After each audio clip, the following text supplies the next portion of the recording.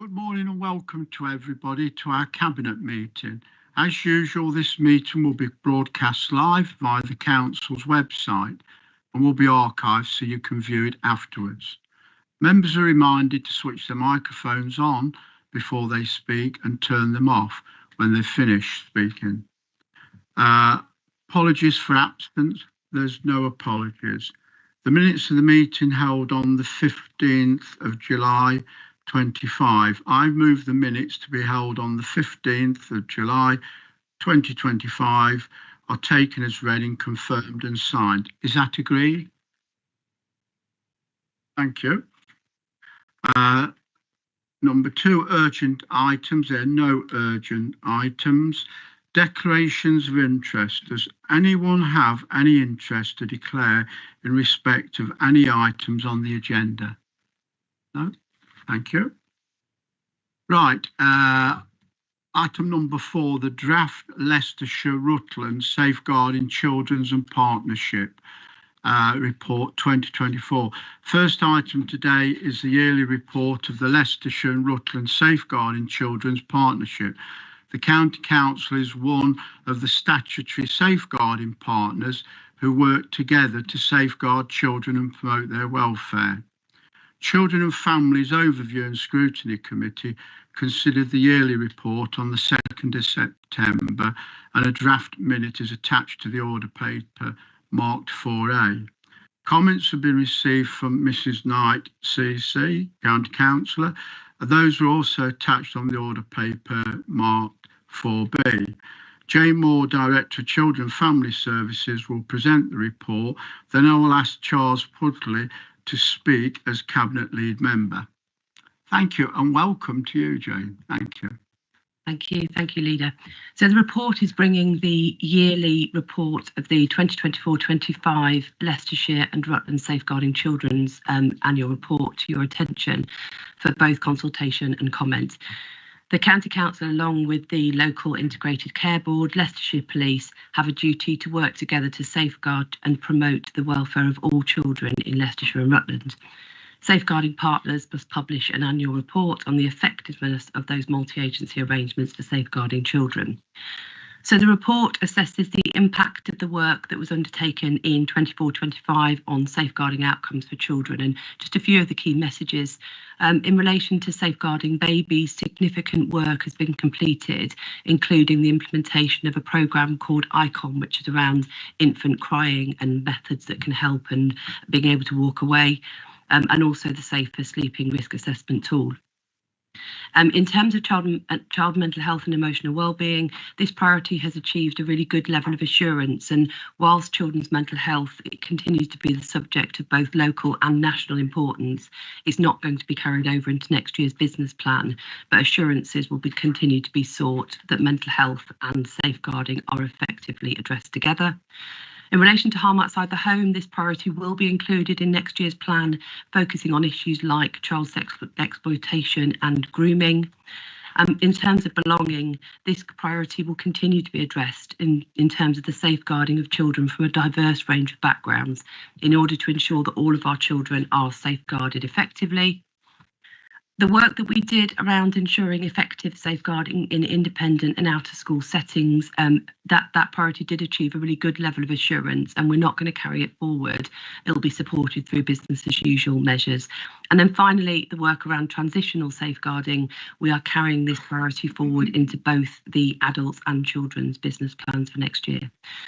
So the report does include a summary of consultation engagement work that we've undertaken with children, young people and their families to understand their experiences of safeguarding.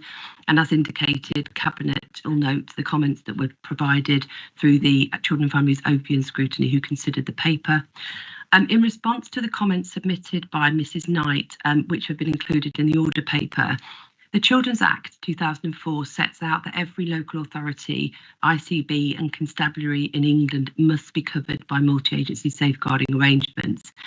The Act also defines a statutory safeguarding partner, and that's the police, us as a local authority and the Integrated Care Board. And these partners have a joint and equal duty to make arrangements to work together as a team to safeguard and promote the welfare of all children in a local area and include and develop the role of wider agencies in this as well.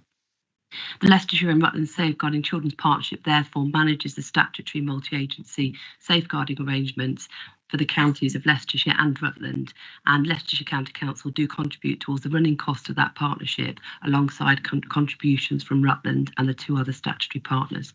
The reserves that are built up, as indicated in both the cover report and the report, are being used to offset the increasing costs as a result of staffing inflation costs in 25-26. Thank you, Leader. Thank you, Jane, for that. It was informative. Thank you. Could I call on Mr. Puglins to speak and move the motion on the order paper? Thank you, Mr. Chairman. I'm happy to propose the motion on the order paper and to welcome this report to Cabinet. It reflects the considerable work that's been undertaken over the past year and gives a really clear picture of the ongoing efforts to keep children safe across Leicestershire and Rutland. It also underlines the value of strong partnership working and provides assurance that safeguarding children remains a clear priority for our area. Thank you. Thank you. Could I call on Mr. Abbott to speak and second the motion, please? Thank you, Mr. Chairman. Yes, I'm very pleased to second this paper.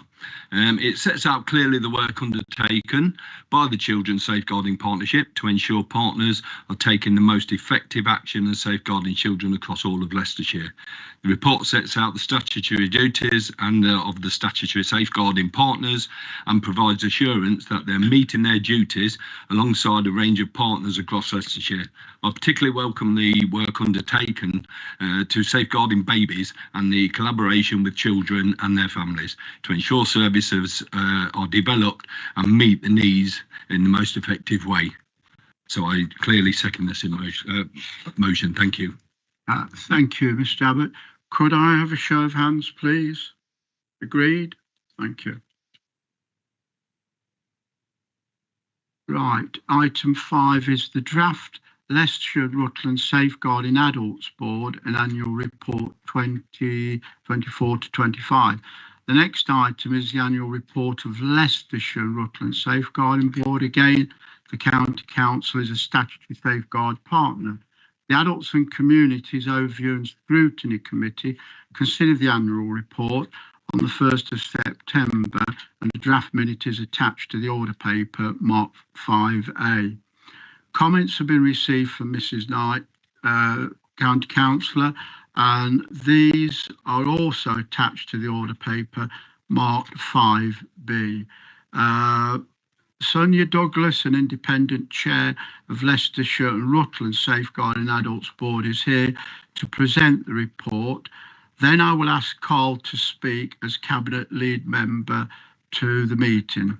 Fiona, right, and welcome. Nice to see you. Thank you. Thank you very much, Mr. Chair. Thank you. It's nice to be here, and thank you for having me here this morning. And I always enjoy coming to these sorts of meetings because it's the opportunity for me as an independent chair. I'm appointed by the partnership to report on the work that's been undertaken in the last year by the partnership, and also to receive any questions and comments. And I will address the question from Mrs. Knight at the end of what I'm going to talk to you about. Thank you. I think it's probably quite helpful for me just to start by sort of just covering off the issues around Safeguarding Adults Board, because it's slightly different to Children's, because obviously you have me as an independent chair presenting today. So the Care Act 2014 requires each local authority to set up a Safeguarding Adults Board. And in Leicestershire and Rutland, we've got two boards, Leicestershire and Rutland and Leicester City, and they work in partnership together. So we have one Safeguarding Adults Board meeting, and all of the work and the subgroups that are underpinning that board are joint between Leicester City, Leicestershire and Rutland. But this report is in specifically to Leicestershire and Rutland, but I think it's really important to highlight that partnership working, because for the police and the Integrated Partnership Board, that covers the whole of the patch. So we get the wealth of experience, and for partners, we get that coterminous responsibility. So I think that's a really important element to highlight for you in terms of that, because partners are aligned in that patch. So there are three elements and responsibilities of the Safeguarding Adults Board specifically laid down in the Care Act 2014. One is to produce a strategic plan. And so we have a strategic plan currently for 2025 to 2031 to produce an annual report about the priorities and how effective that's been in the last year, and also to conduct what we call safeguarding adults reviews. And so what that means is that there are circumstances and there are criteria of when things might not have worked out quite as expected, and there may have been a death, or there may have been a near miss scenario where people have suffered as a result of agencies not working cooperatively together. And those reviews really analyse what those issues are and put learning plans in place in order to ensure that those issues are addressed as part of ongoing learning and development. They're not about blame, they're about learning. It's a very clear there's a national responsibility, and there's a national library of all safeguarding adults reviews throughout the country, which are collated into a library and themed so that people can refer to them. And we also use a lot of the national learning as well within our own board. The role of the Safeguarding Adults Board is really around the assurance to itself of its local safeguarding arrangements and the statutory guidance.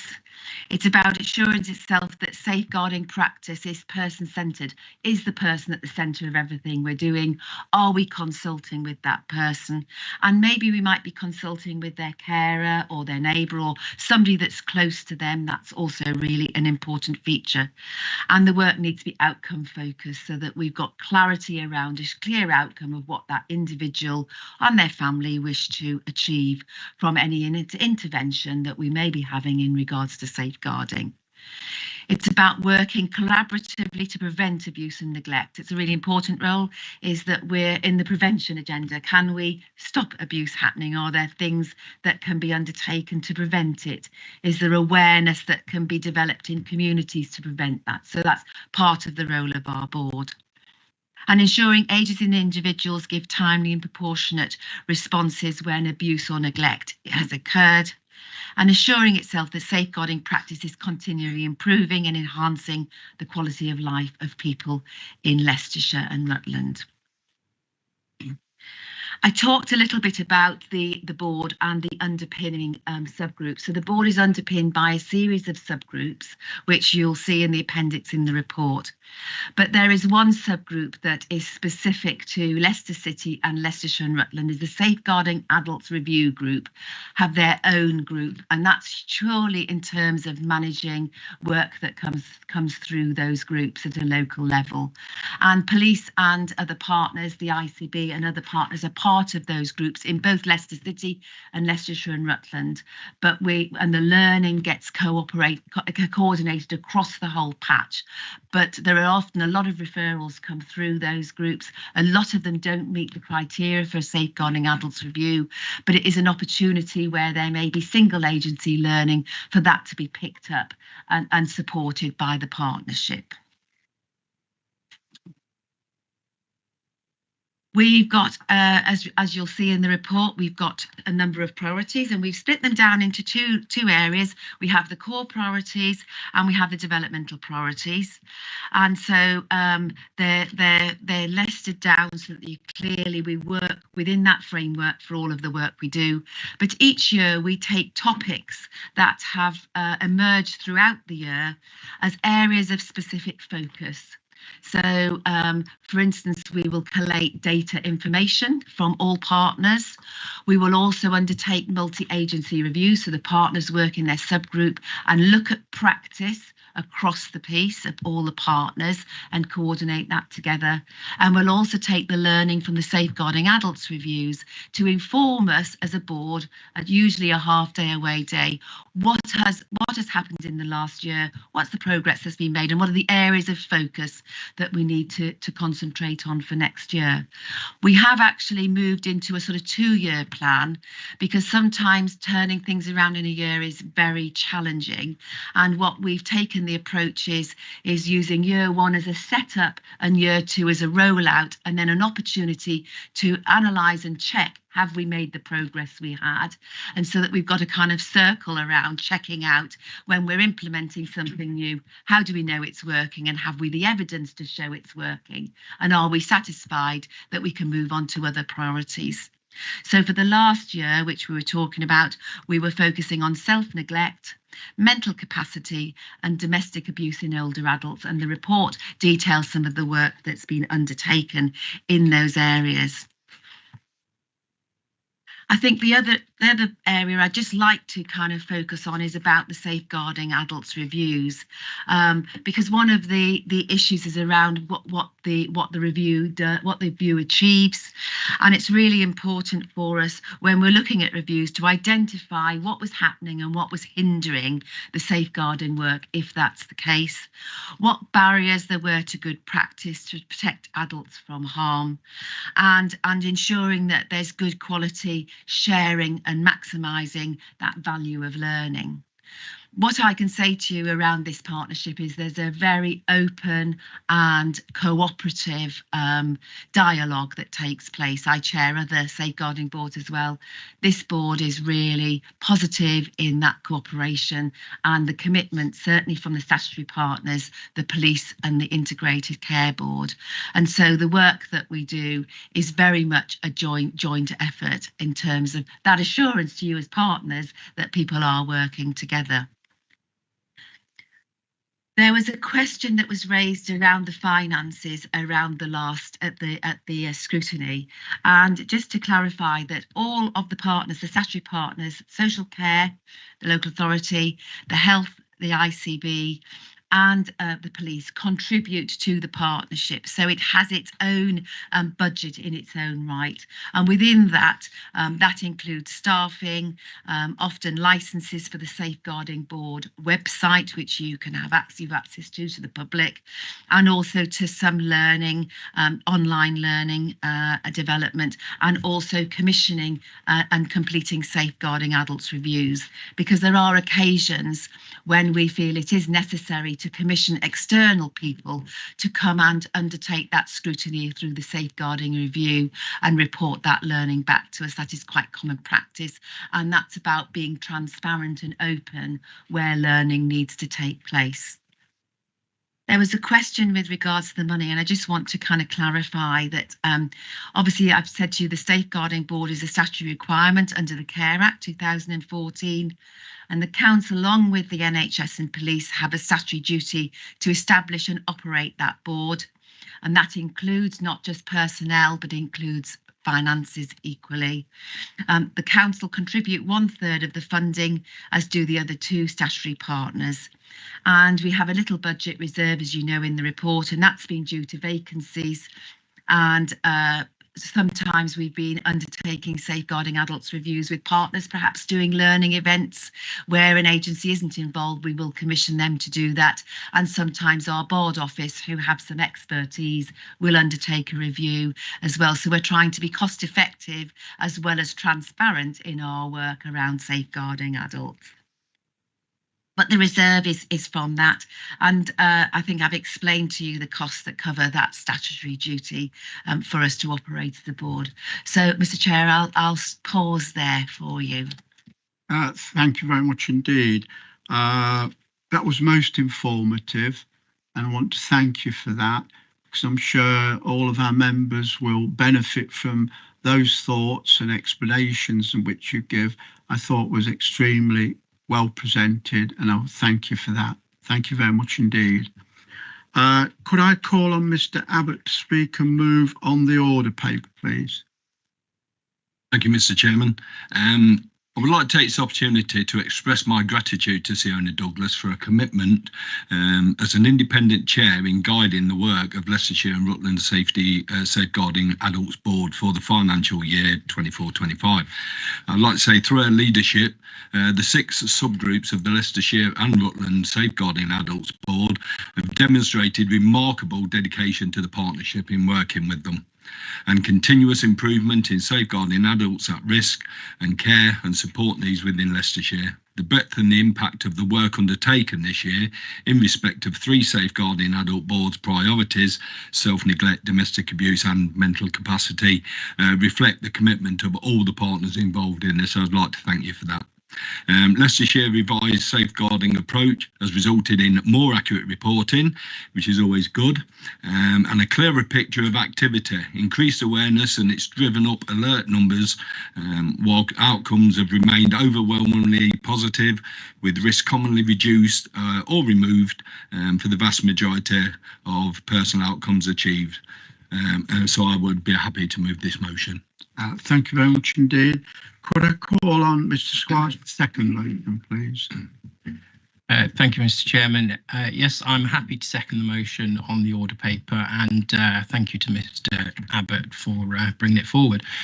The Leicestershire and Rutland Safeguarding Adults Board Annual Report 24-25 makes clear both the progress and the challenges we face. It reminds us that behind every statistic is a person, and our responsibility is to protect them, support them, and to effectively safeguard them. Safeguarding must always remain a person-centred approach, as you say. I wanted to acknowledge the comments made by Councillor Kerry Knight, but I acknowledge you've already answered that, so thank you very much. The recommendations strengthen prevention, ongoing learning, support frontline capacity. These are steps that are important steps that we must take. What matters is that we continue to move from words to action, proactive rather than reactive, joined up rather than fragmented working, or worst of all, silo working, which we know tends not to work in these scenarios. From a reform perspective, we must also build in accountability. That means clear, measurable success, timeliness, and inclusion of those with lived experience, which I was very pleased to see in the report, as part of a holistic and person-centred approach. Safeguarding will only continue to improve if we continually demand transparency, innovation, and decisive leadership. This motion gives us the chance to move forward with reform and to make safeguarding in Leicestershire and Rutland truly robust, responsive and accountable. Thank you. Could I call on those in favour to move the motion? Can you show, please? Thank you. That's agreed. Thank you very much. Right, we move on to item 6, medium-term financial strategy and budget monitoring, the MTF and refresh. Agenda item 6 is a report updating on the council's financial position. It seeks our approval for some changes to the capital programme and for investment in bank risk share product in line with our treasury management strategy, and the advisory board for the Investing in Leicestershire programme, which currently consists of 5 cabinet members, being expanded to include all cabinet members. Scrutiny Commission consider report on the 8th September, and a draft minute is attached to the order paper marked 6. Declan Keegan is the Director of Corporate Resource and will present the report, and then I will ask Helen to speak as Cabinet Lead Member. Good morning, still good morning, and welcome to you. Thank you, Declan. Thank you, Chair. So the excuse me. The report provides information on the budget monitoring for the current financial year based on information up to the end of period 4. It also provides information on the wider context nationally of the sort of financial situation that local government operates within, and specifically the potential risks and issues emerging that will shape our approach to refreshing the MTFS.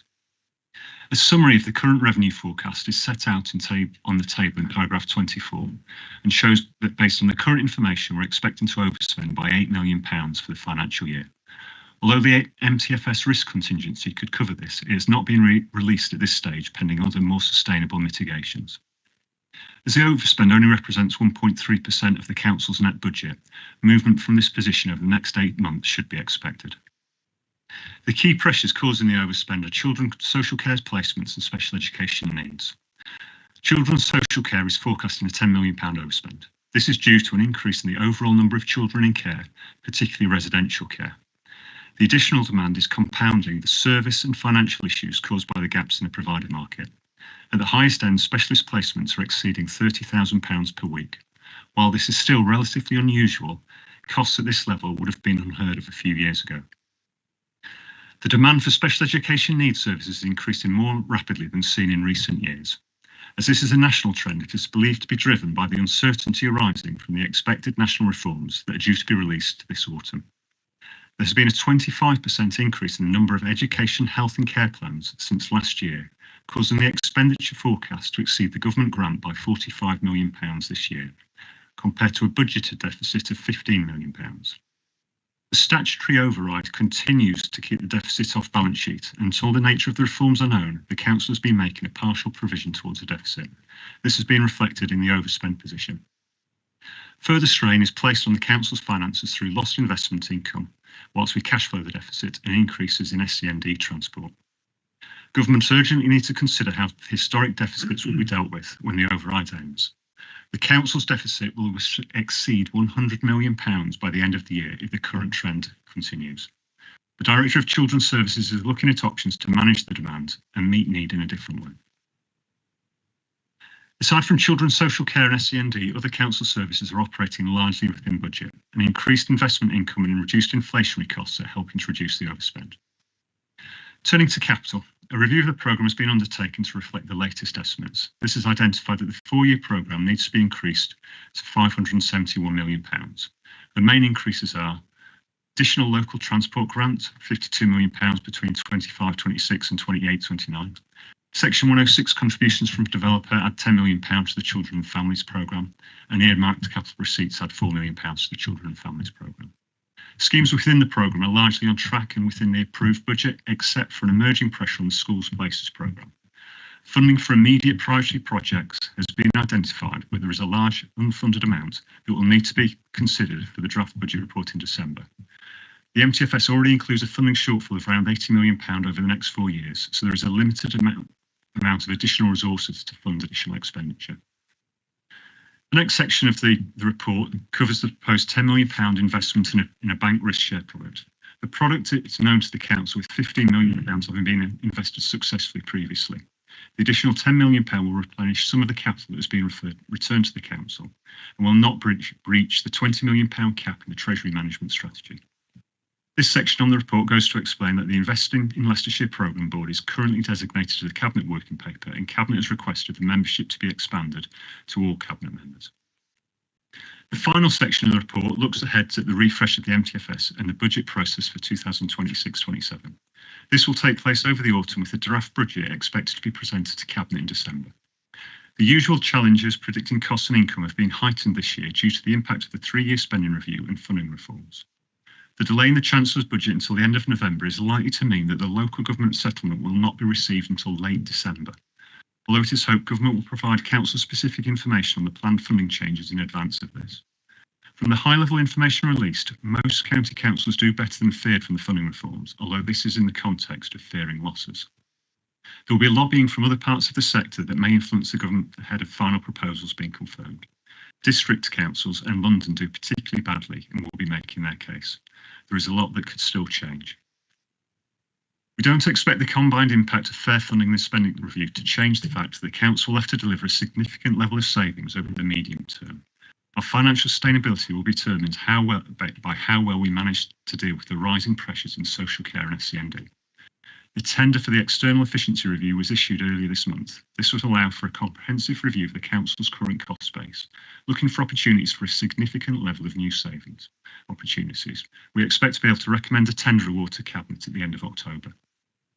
The financial pressure that local government is under is illustrated by the fact that nearly 1/5 of authorities that provide social care required exceptional financial support from government in the current financial year.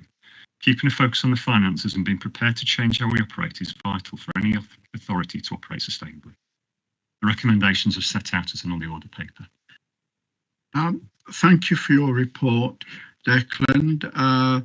We were fairly happy and relaxed till we've sat and listened to that, but it is factual and we have to respond and act to it. Could I call Miss Butler to speak and move the motion on the order paper, please? Thank you, Mr. Chairman. I would like to propose a motion on the order paper and thank the Director of Corporate Resources for the update. I would also like to say that our administration is committed to running the council slightly differently. That's why we opened the consultation on Bay Manor Hall. We want to ensure that all the council's assets are managed in a way that delivers real value, just as any successful private company would expect. I want to give you all reassurance that whilst our officers continue to provide the support and expertise that we need, cutting frontline services is not our intention. Protecting those services remains a priority to us. We are also actively exploring options to reverse the council tax rise that was introduced by the previous administration, because we do not believe that residents should be asked to pay more. As well as this, officers are currently investigating new investment opportunities that the council has not previously considered. Thank you. Thank you for that. Could I call on Mr. Fowler, please, to second the motion? Yeah, thank you, Chairman. I'm happy to second that motion. I'd like to thank Councillor Butler and the officers involved in getting this through.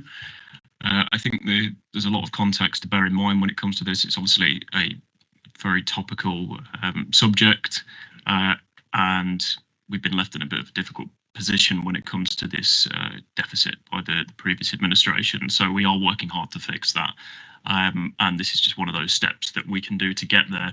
I particularly like the interest on diversifying our investment opportunities to match what we traditionally expect in terms of returns annually on our assets to be able to bridge that gap. And I think this report does a really good job at basically achieving that goal. So I'm happy to second. Thank you. Is that agreed? Thank you. Right, item 7 is local government reorganisation. The agenda item sets out the latest positions with regard to local government reorganisation. I refer members to the supplementary report, which includes the rationale for the financial modelling being undertaken and likely timelines. Over to you, please, John. Thank you, Chairman. The supplementary report provides an overview of the government's policy on reorganisation and devolution. The interim plans from councils in the Leicestershire and Rutland area, which was submitted in March this year, the feedback from the government to date, and a summary of the current position. Most councils across the country affected by reorganisation are hoping the government will soon give some clarity on how it wants to progress its policy after the Cabinet and the ministerial reshuffle. That may not be forthcoming until after the final submissions for new unitary structures are made at the end of November. The officers accept there are different views within the council here on what that structure should look like for the county of Leicestershire. Our responsibility is to provide members with an appraisal of all the different options for Leicestershire and Rutland which have been suggested so far. The 6 which are listed in paragraph 75, and you've made reference to the modelling, Chairman, which is underway. We'll do that work as soon as we can, so it can inform a decision on the final submission by the Council in November. Chairman, the order paper expands on the recommendation which is in the report. Thank you. I'm grateful for the report, which covers the recent history of local government reorganisation. I know it could have gone back further in time, given reorganisation has been on many people's minds since the last reorganisation here in 1997.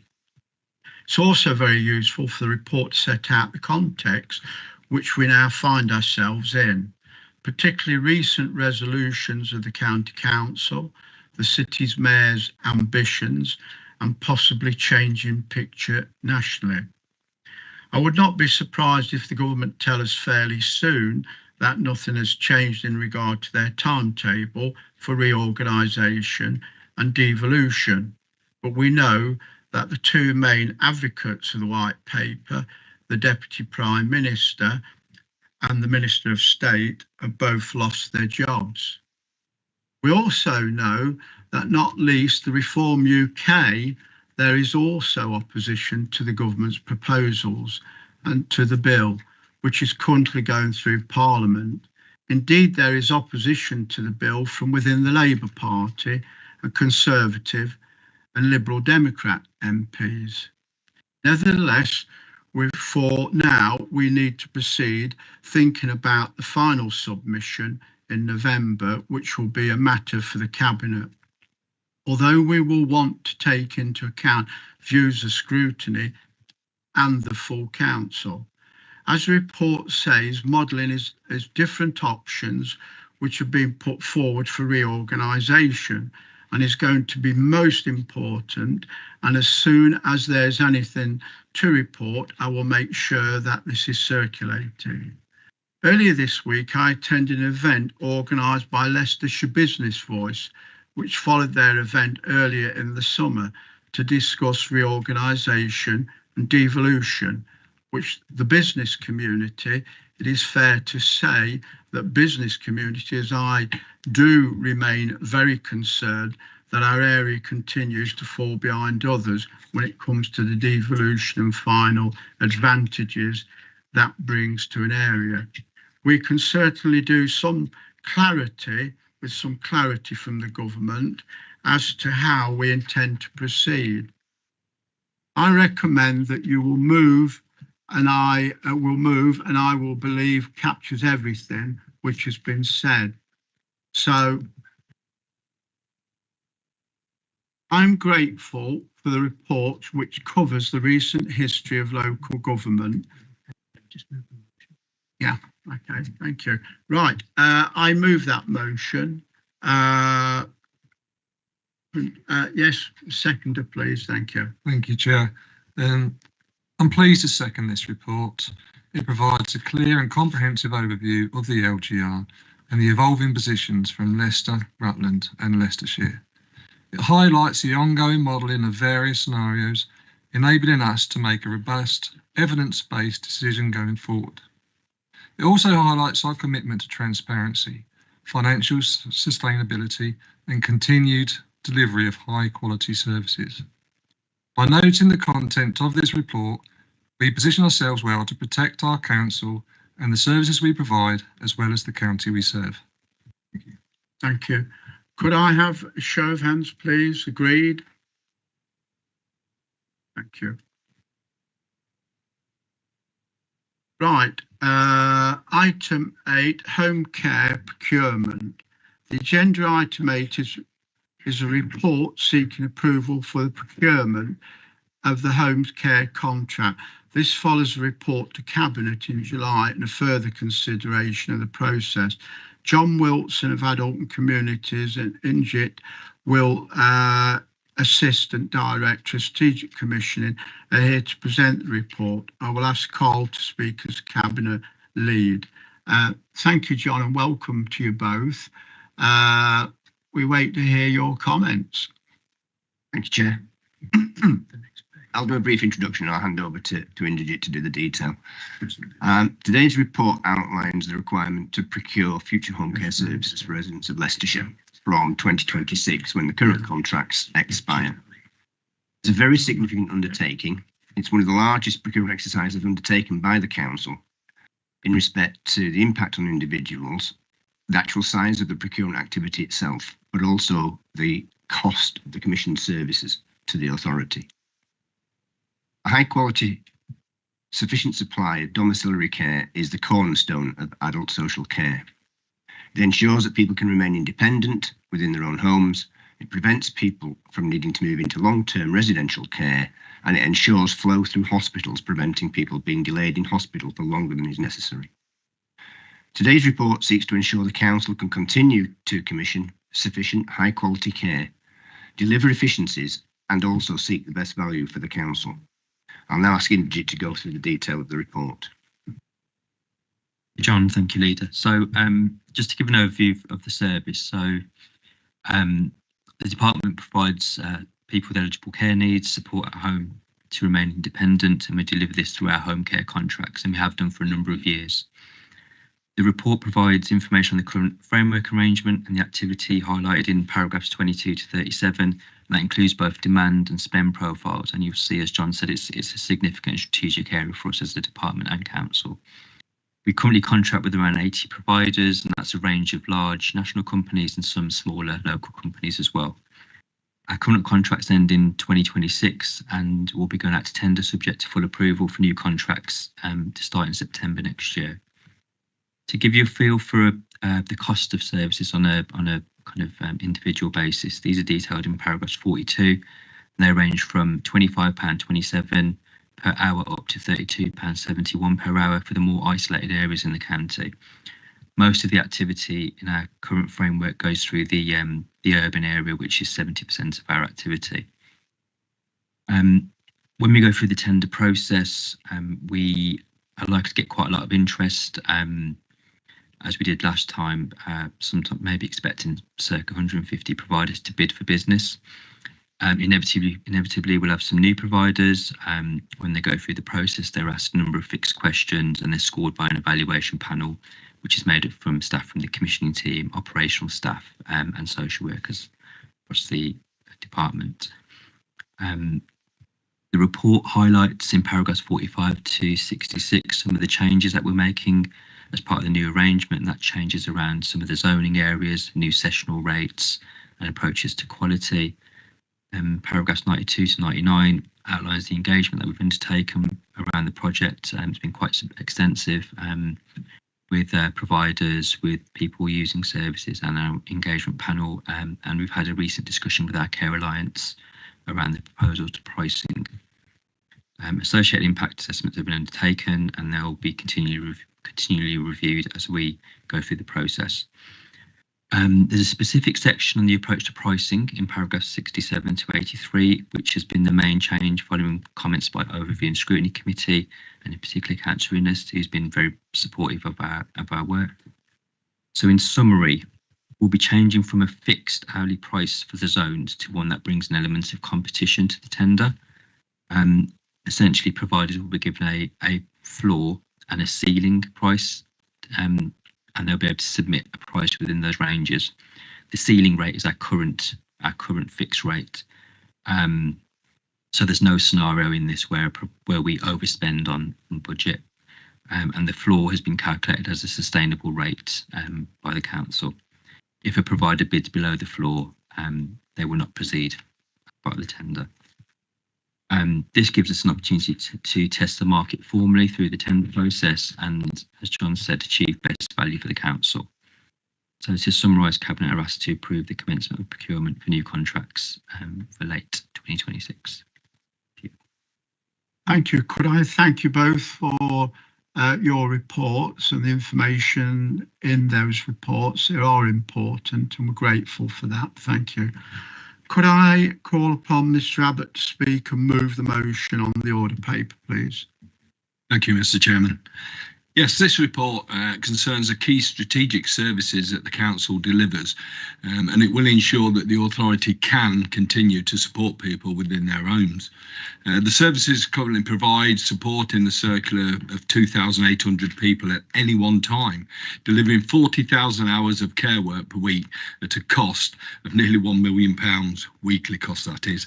The current contracts have been in place for 4 years and have been successful, very successful, in ensuring that the right care and capability has been available to support people.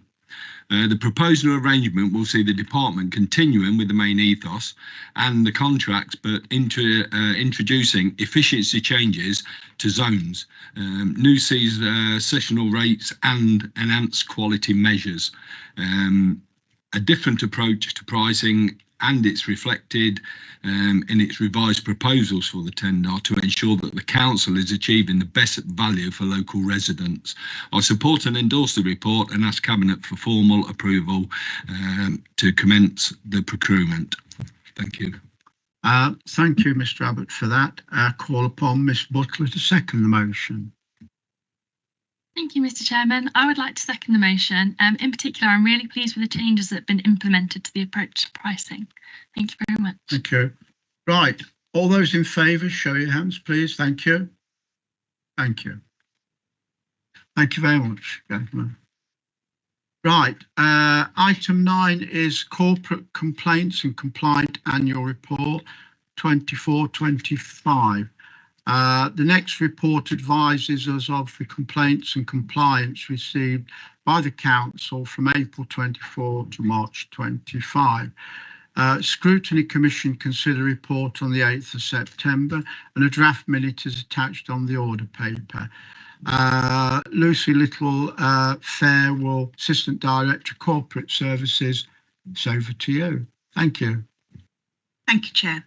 So I'm pleased to present a summary of the Corporate Complaints and Compliments Annual Report for 2024 to 2025. The report provides an overview of how the Council's managed complaints and compliments under the Corporate's Complaints Procedure, as well as key trends, performance and learning.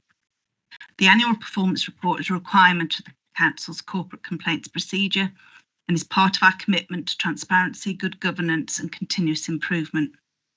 The report is also considered by the Scrutiny Commission and is available to the public on the Council's website. In terms of the headlines, within the context of over 9 million contacts across e-forms, email, phone, web views and visits to County Hall, as well as our direct service delivery last year, the amount of corporate complaints received were 1,287, an actual decrease from 23 to 24. In terms of compliments, 393, which was a 7% decrease on the previous year. We had a decrease in the number of local government social care ombudsman inquiries at 67, which was a 20% decrease from the previous year. The number of inquiries that we received has actually risen by 18% last year, which suggests an increase in demand for services generally, and that further work is required on the information that's available and easily accessible via our website, and that's been fed into our customer programme. In terms of performance and response, 93% of stage 1 complaints were responded to within the maximum 40 working days, up from 90% last year, and of which 44% were responded to within 10 days. Stage 2 performance isn't as positive, with only 51% responded to within 20 working days.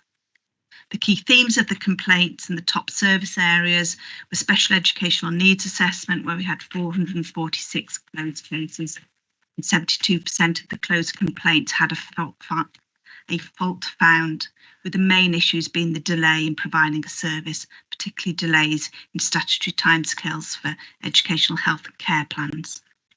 School and SEN transport, we had 132 closed cases, with 79% where a fault was found, and that was mainly due to delays in providing transport or processing applications. And the other areas included child protection, children in need and drainage, with common themes including dissatisfaction with decisions made, communication and support provided. SEN complaints made up the largest proportion, with 72% of closed cases resulted in finding a fault. The improvements that have been made in SENA in response to the high volumes was a new communication model was introduced in spring 2025, investment in locum staff and a revised assessment model, which has reduced the average issuance time from 63.5 weeks in December 2024 to 41.3 weeks in May 2025, and complaint volumes have decreased quarter on quarter throughout the year. In terms of ombudsman performance, we had 122 inquiries, 40 were investigated with 33 upheld, an 83% uphold rate. This equates to 4.5 upheld decisions per 1,000 residents, which is better than the average for similar authorities at 5.3. And we maintained a 100% compliance rate with the recommendations. The majority of our compliments were received for the Adults and Communities Department and ENT, with libraries, heritage and museums accounting for 57% of all compliments, reflecting the value of these services by residents, and works underway to identify a mechanism to capture the compliments that are received directly by services and individuals in order to better represent the positive feedback received. So in conclusion, the report shows a decrease in the number of corporate complaints, indicating a positive trend in service delivery. However, the increase in inquiries suggests a growing demand for services and the need for more accessible information. The performance in handling stage 1 complaints has improved, with a higher percentage of complaints being responded to within the maximum timeframe. However, there is room for improvement in stage 2 performance. And the report identifies those key themes where significant delays have been an issue. The Council's taken steps to address these issues, and the decrease in complaint volumes throughout the year is a positive sign of progress. Ombudsman performance remained strong, with a higher compliance rate and a decrease in remedy payments. And the compliments received reflect the value placed on services by residents. And overall, I hope that the report demonstrates the Council's dedication to improving service delivery, addressing areas of concern. There'll be continued efforts to enhance communication, reduce delays and capture positive feedback, which will further strengthen the Council's commitment to serving its residents effectively. Thank you. Right, well, thank you very much, Lucy. There's some quite interesting statistics that you've laid before us, and we're grateful for that. Thank you. Could I call on Miss Butler to speak and move the motion on the order paper? Thank you. Thank you, Mr. Chairman. I would like to propose the motion on the order paper and thank the Assistant Director of Corporate Resources for the informative report. I'd also like to thank the Scrutiny Committee for their comments as well. Thank you. Thank you. Could I now call upon Mr. Pugsley to second, please? Thank you, Mr. Chairman. I'm happy to second the motion on the order paper. The annual report provides valuable insights into both our performance and to public feedback, which are both really essential for improving our services. I support its adoption as it offers clear foundation for addressing key areas of concern and building on our strengths to ensure that we continue really good service delivery and public satisfaction. Thank you. Thank you. Could I have a show of hands, please? Thank you. Thank you, Lucy. Right, item 10, the outcome of the 18-month medium-term financial strategy, street lighting dimming trial. Agenda item 10 concerns the outcome of street lighting dimming trials, which took place from January 23 to 25. It is proposed to the dim county street light by 30% intensively, permanently. Highways and Transport Overview and Scrutiny Committee considered the report on the 4th September, and a draft minute is attached to the order paper marked 10. Anne Carruthers, Director of Environment and Transport, and Jana Walker, Assistant Director of Development and Growth, are here to present the report. Welcome. Thank you very much, Leader. To just introduce this report, I'll say that following a public consultation exercise, Cabinet previously agreed to carry out an 18-month trial into street lighting dimming across the county. That trial ran from January 24 to June 25. And as the Leader's already said, it involved dimming our street lights to 30% intensity from 8 p.m. at night. That was a change from a previous 50% intensity at that time. The trial excluded higher risk areas such as town centres, zebra crossings, lit steps, etc. So there were some exclusions to that. During the 18-month trial, only 7 inquiries related to dimming and no formal complaints were received. And it does appear to indicate that many people didn't actually notice the dimming itself, which, I think in itself is a positive thing. I'm sure you will agree. The police raised no significant issues except for one request to increase lighting in Loughborough, and we did turn up, and it only involved 2 lights, and we turned those lights back up because the system we have allows us to do that. Key concerns from the public from that consultation prior to the trial were around road traffic collisions and crime and antisocial behaviour.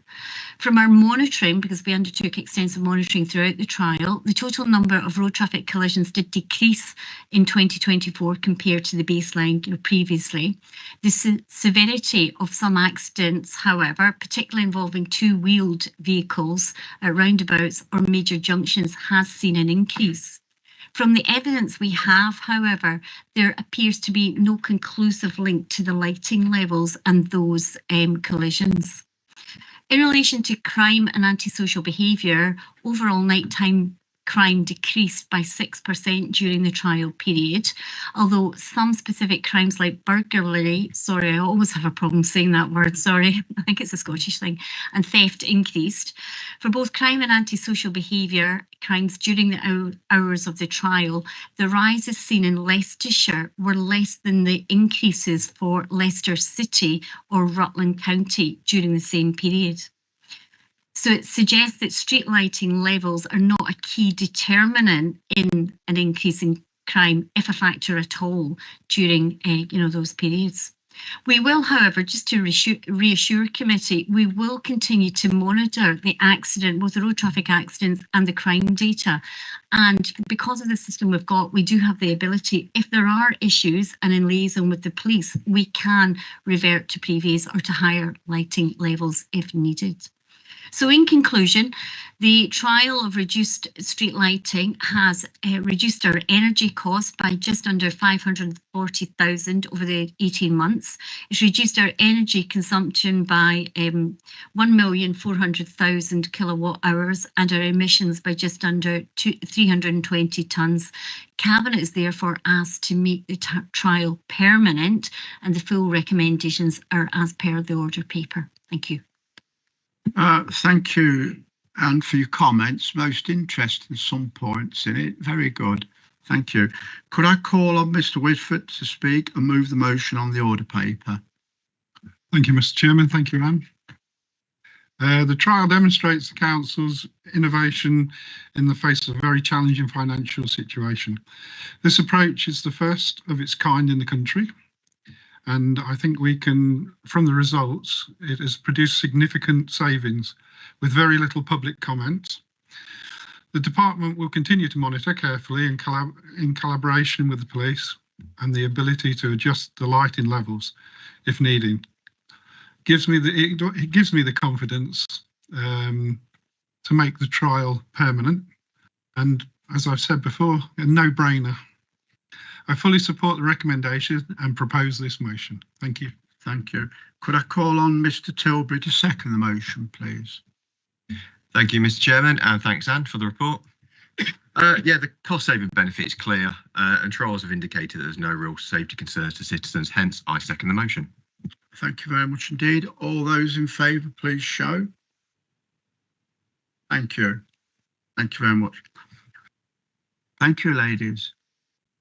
You've done it. Oh, you've got some more. Oh, all right. Carry on. All right. Okay. Yes, indeed. Indeed. Item 11, A5 concept link. Agenda item 11 advises on the work being undertaken to develop potential road link, the A5 concept, to connect the A5 and A47 in Hinckley. This is still very early stage, and approval is now being sought to carry out some engagement activity to help develop it. Comments have been received from Mrs. Pendlebury, County Councillor, and these are attached to the order paper marked 11. Again, Anne Carruthers, Director of Transport, and Jana Walker, Assistant Director of Growth, will present. Is it to you, Janet? Right, thank you. Thank you, Chair. Yes, so as you said, the A5 concept link report outlines an early stage development, and I'm going to emphasise the word potential transport scheme in Hinckley at the moment. We're very much at the early stages. But those of you that are familiar with the area will sort of know there's some long-standing issues along the A5 corridor, and there are also, as there are in other parts of the county, a need to provide further housing growth as well. So the initiative really aims to address both those long-standing issues on the corridor and support sustainable growth in the region. So here, as you said, we're seeking Cabinet's approval really to undertake engagement activities with stakeholders, landowners, the Borough Council, National Highways, really on the basis of exploring how feasible and deliverable and practical this scheme is as a solution to some of those challenges. And we will be doing work as well, sort of on design constraints, but further updates would be brought back to Cabinet before we went through any sort of major gateways. So as you may know, the A5 itself is managed by National Highways. It's part of the strategic road network. I think it's fair to say there's been sort of persistent concerns around congestion, safety issues along the route of the corridor, and in particular, what we call the Longshoot to Dobwells Junction is a pinch point on the network. As with other areas and pinch points, what tends to happen then is you get rerouting of traffic onto less appropriate parts of the network, can impact the residents, local economy, can make it a less attractive place to invest. National Highways Improvements Programme for the A5 subject to uncertainty, and with increasing development pressures, really the County Council here as the local highway authority is seeking to be proactive, to find solutions and not wait till that uncertainty passes as the local plan's being developed. And so we're looking, as you said, to explore a potential link between the A5 and the A47, mitigate those challenges, enable sustainable growth in the Hinckley and Bosworth local plan, and really have a plan for infrastructure provision, thinking at a very early stage about how it might be funded, how we can manage risks associated with that. So the scheme, and there's some more detail around that set out from paragraph 25 in the report. So the scheme concept is very much a concept at the moment. There is a plan attached in the appendix to the report. That's for illustrative purposes only at the moment. It doesn't have a status along that line, but we really need something that people can relate to in order to discuss it with them. And that's why it's attached to the report today. Just to sort of why we think this is an appropriate scheme to explore in relation to the challenges that I've just mentioned. So the idea would be that it would alleviate pressure on existing junctions, give us more opportunity to improve transport choice, and also include active travel options for development. And we also understand from working with the planning authority that would potentially unlock more development land in a sustainable location, and obviously we seek to do that when we work with the planning authorities on local plans. I should say in my role as sort of looking after the capital programme for highways and transport, it's not a light decision to recommend looking at a major capital scheme as part of planning for growth, but in this area with the constraints that we're looking at, we think it's likely that some significant investment in road infrastructure would be needed, and therefore we think it's a sensible idea to work on that at an early stage and seek to work with the private sector to deliver that. Also look at how we might learn from previous schemes and also previous planning to have a really robust basis to secure that investment. Again, those of you that know the area are probably thinking, there's some quite big constraints around the area. There's the Ashby Canal, there's significant utilities, power, and obviously there will be different land ownerships as well. So again, I'm not sort of suggesting we've got this all worked out, but it's an opportunity to make that plan and to engage openly with people affected or hopefully potentially benefiting from the scheme. And we will use our previous learning to help mitigate risk from the authority. So subject to Cabinet's approval today, we'll engage with local members more. We've, as you mentioned, Councillor Pendlebury has raised concerns on the impact that potential new link could have on existing and future traffic patterns, perhaps inappropriate routing, and that's brilliant. We need that sort of feedback from a local level. This is the stage at which we can work through it, and those concerns we'll explore through the evidence and the transport modelling we'll do as part of the work and continue that engagement. Obviously working with the Borough Council and also developers, landowners and promoters in the area. So in conclusion, the report, I think, hopefully represents a proactive and strategic approach to resolving transport challenges and enabling sustainable development. And the recommendations are as per the order paper. Thank you. Thank you very much for that, Jana. Could I call upon Mr. Whitford to speak and move the motion on the order paper? Thank you, Mr. Chairman. Thank you, Jana. I'm pleased that as a local highways authority, we are looking to address the problems and work collaboratively to address the issues that we know and concern communities, such as the impact of the growth of the local area and the need for a good transport infrastructure. If approved today by Cabinet, officers will be able to explore the concept with stakeholders and how it could be delivered. I look forward to hearing about the progress of the project, and I also take on board the comments made by Mrs. Pendlebury, and I will look at them deeper and see if we can incorporate them. So I propose the motion. Thank you. Thank you very much. Could I call upon Mr. Tilbury to second the motion? Thank you, Mr. Chairman, and thank you, Jana, for that wonderful report. I do second the motion. Although at the early stages, this is an area in dire need of improving, as it has long been a choke point, especially at rush hour. Building a double-decker McDonald's on Dodwell's roundabout has made things a lot worse. Having worked in the area for many years, I welcome this proposed development. Thank you, Mr. Chairman. Thank you. All those in favour, can I show of hands, please? Thank you. Thank you very much. Item 12, A511 Growth Corridor to commence construction of a small section of works on the Bardon Link Road. This report seeks approval to start construction of a small section of works on Bardon Link Road. This is needed implement of the planning consent. Anna and Jana, over to you again, please. Thank you. Thank you, Leader. I'll take this one if that's all right. And as you say, we're seeking Cabinet approval to carry out some minor works in relation to the Bardon Link Road in advance of having full approval for funding from the DFT.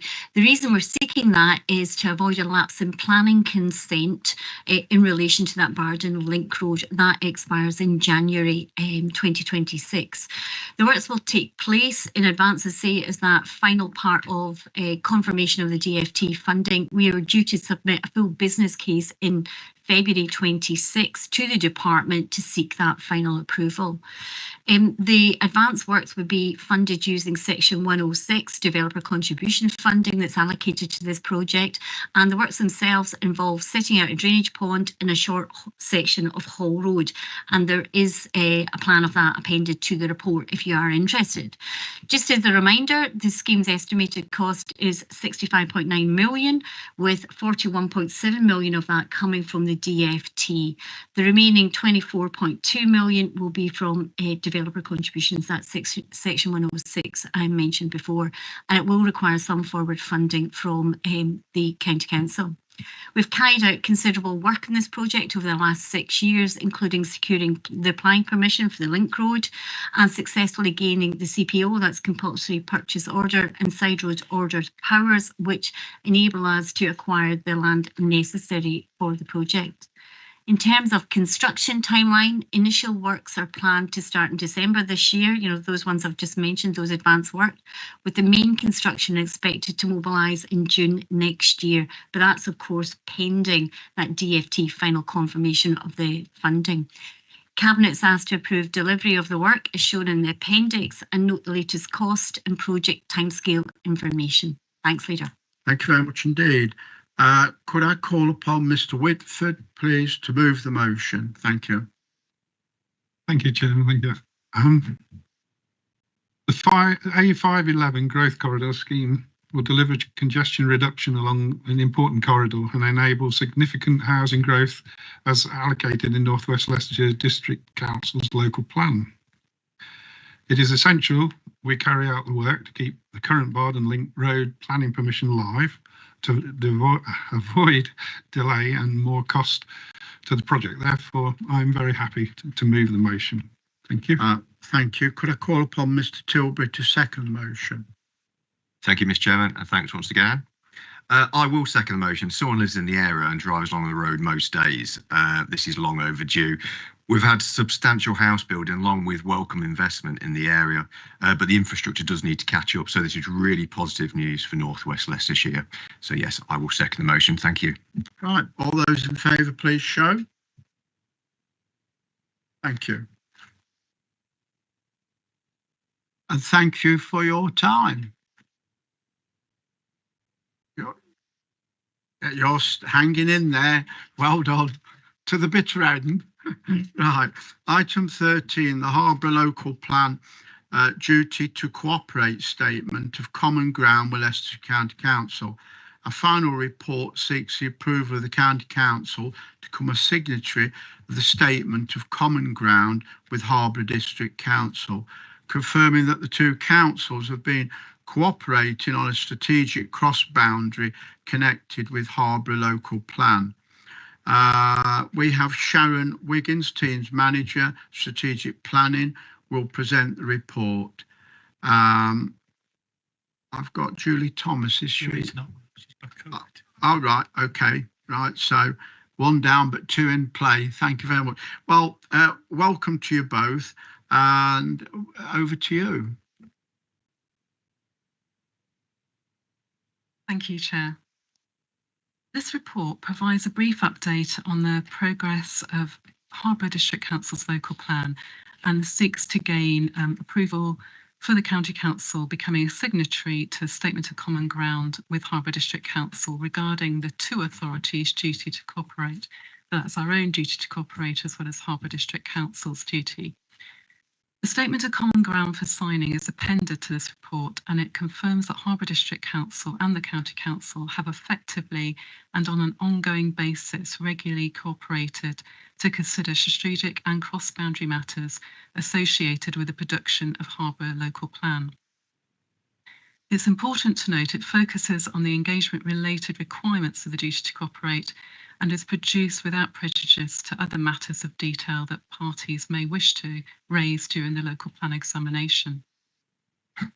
Paragraph 13 of the report refers to the County Council submitting responses to the issues and options stage, which is an early stage of local plan making in February 2024, and also on the proposed submission draft, which is called Regulation 19 of the Harborough Local Plan, and that happened earlier on this year in March 2025.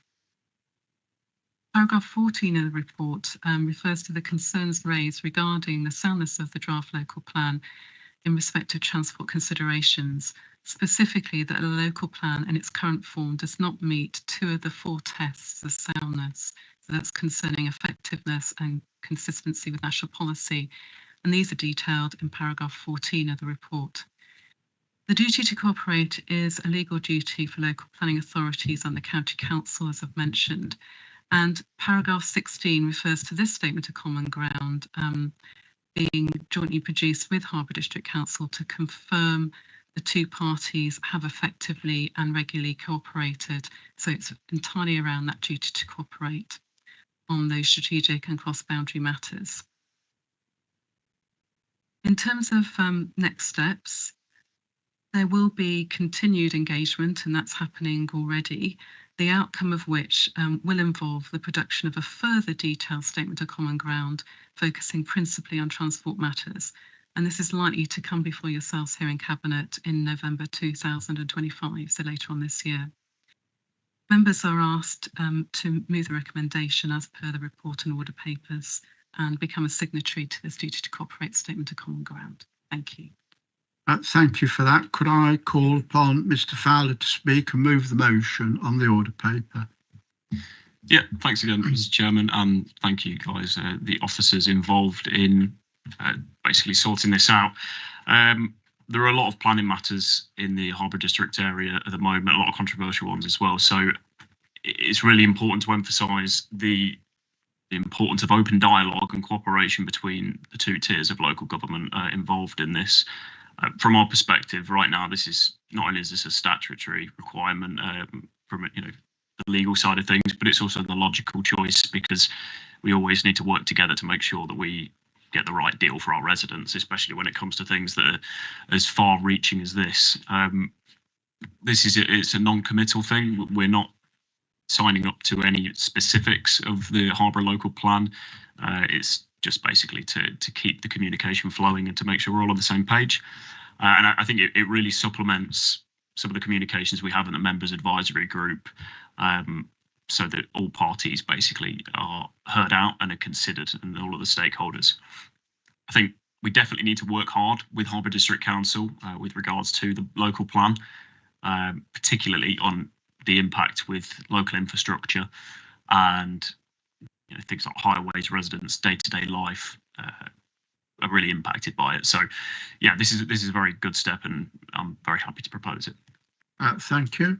Could I ask Mr. Kiki to second the motion, please? Thank you, Chair. I'm very content to second this motion, and I'm pleased to say LCC has supported and assisted in delivering the draft copy of Harborough's local plan. Local plans are always controversial and demand a certain amount of sensitivity, and I suspect many hours have been devoted to this local plan, of which I'm grateful to our team here at County Hall. Thank you, Chair. Thank you. Show of hands those supporting that motion, please. Thank you very much indeed. Right, item 14 refers to the overview and scrutiny. There are no items referred from the overview and scrutiny committees. 15, any urgent items. There are no urgent items. This then brings our meeting to an end. I'd like to thank you for your contributions and attendance and those who've come in to sit and listen. Thank you. I declare the meeting closed. Thank you.